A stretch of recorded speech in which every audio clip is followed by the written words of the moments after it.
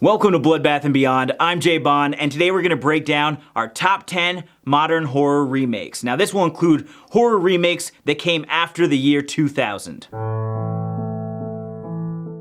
As many of you already know, we want to get into the top 10 list game for horror movie related things. So we actually teamed up with a brand new horror app called Horror Amino. It just came out a couple days ago, and it's kind of like a big horror community that's really easy to use. But the reason that we teamed up with them is because it has a great polling option where the horror community can kind of vote on certain things. They can upvote and downvote people's favorite kills and least favorite kills and all that stuff. So we're going to be doing a series of top 10 lists using some of that functionality. It's really cool, and I wouldn't recommend something that I don't personally use. So we're using this so that we can get your opinion, because the YouTube comments are way too hard to kind of filter through. So in any case, let's get into the top 10 modern horror remakes. This won't include things like The Thing, The Fly, and The Blob. I mean, Watch Mojo's got lists that already have all of those old school ones. We want to focus on the new modern stuff.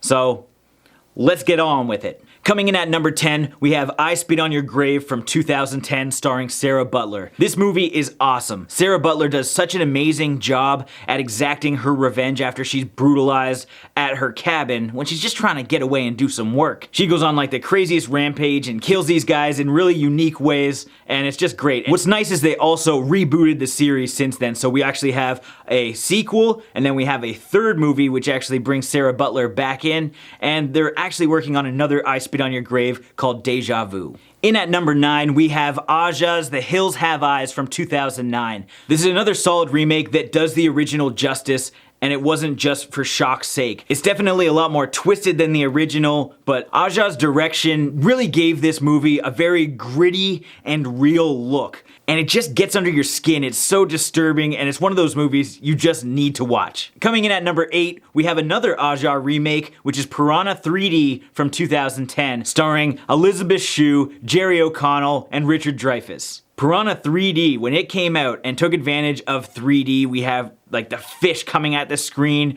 I mean, albeit the 3D wasn't the best, but it was kind of groundbreaking at that time because he didn't have a lot of horror 3D movies quite yet. In at number 7, we have the Texas Chainsaw Massacre 2003, starring Jessica Biel. This was one of those movies that came in at a great time because people weren't overdoing horror remakes in 2003. This was arguably one of the very first modern horror remakes of a major franchise. Similar to The Hills Have Eyes, this had a really grimy and gritty look to it, which just made the atmosphere so thick and made you terrified of Leatherface. Also, Jessica Biel is smoking hot. Coming in at number 6, we have one of the better franchise remakes. It's Friday the 13th from 2009. Now, a lot of people were up in arms about this remake because horror fans didn't want Hollywood touching their favorite serial killers. So bringing Jason to the big screen was a huge deal. I mean, I'm a big fan of Derek Mears. He played an awesome Jason.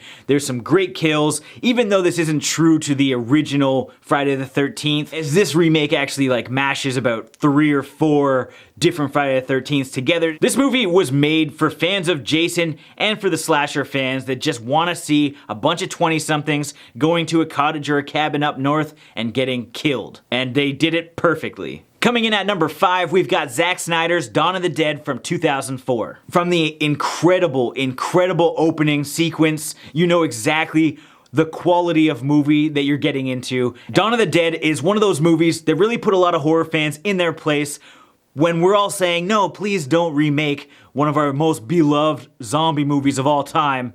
Well, they did it, and they fucking killed it. Coming in at number 4, we have one of the more controversial entries on this list. It's Stage Fright from 2014. The reason Stage Fright is so high on this list is because it's a great movie through and through as a horror musical. It's also one of those movies that you didn't expect to get remade because, I mean, Stage Fright, it had its cult following, but it wasn't this big phenomenon. Like, there wasn't a reason to remake this movie. However, I'm glad they did. We've got some great kills, we've got some great musical numbers, which really surprised us, and just overall, the quality is amazing, and I highly recommend you check this out. Coming in at number 3, we've got My Bloody Valentine from 2009. another 3D entry into the horror remake game. This movie was mind-blowing. I saw this one in the theater in 3D and it was amazing. Everything about this remake was so well done. They really stuck true to the original while bringing a more modern twist, especially using 3D and not relying too much on CGI. They used tons of practical effects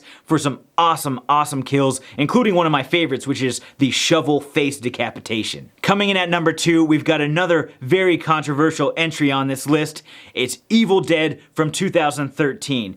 It's controversial because a lot of the horror community don't consider this a remake, rather a reboot and a reimagining, which it is, but everybody involved in the film refers to it as a remake, so we will as well, and it shares enough elements that we can kind of say it's a loose remake of The Evil Dead. Fede Alvarez did such a great job in the casting and just nailing the entire atmosphere of Evil Dead, including adding some like really unique twists to the story that everybody already loved. This is one of those movies that I could watch over and over and over again and enjoy every time. Coming in at number 1, we have my favorite and the highly debated Rob Zombie's Halloween from 2007. Now, I completely understand if you don't want to see Michael as a kid and it was creepy not knowing how he turned into the killer that he is. However, allowing Rob Zombie to take the reins and create this really unique backstory for Michael, and I'm really glad he did it. John Carpenter's Halloween is my favorite movie of all time.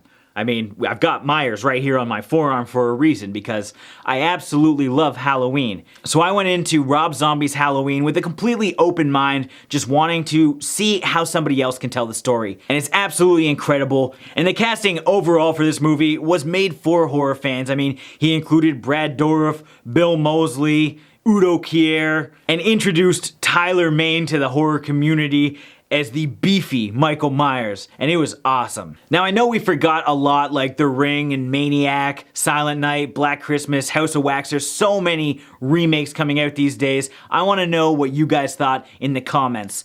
And again, if you guys want to participate in some of the community polls, make sure you download the Horror Amino app. There's links in the description for both iPhone and Android, completely free. Very similar to Tumblr. There's lots of pictures, GIFs. You can start your own communities there. And because the new movie, The Boy, is out in theaters, we thought we'd do a poll to find out who the top 10 best killer dolls are. So we've made a poll on the Horror Amino app, so download it, go and vote, and let's figure out who the best killers are. And if this is your first time here, make sure you subscribe to the channel to stay updated with our reactions, reviews, and everything Bloodbath and beyond.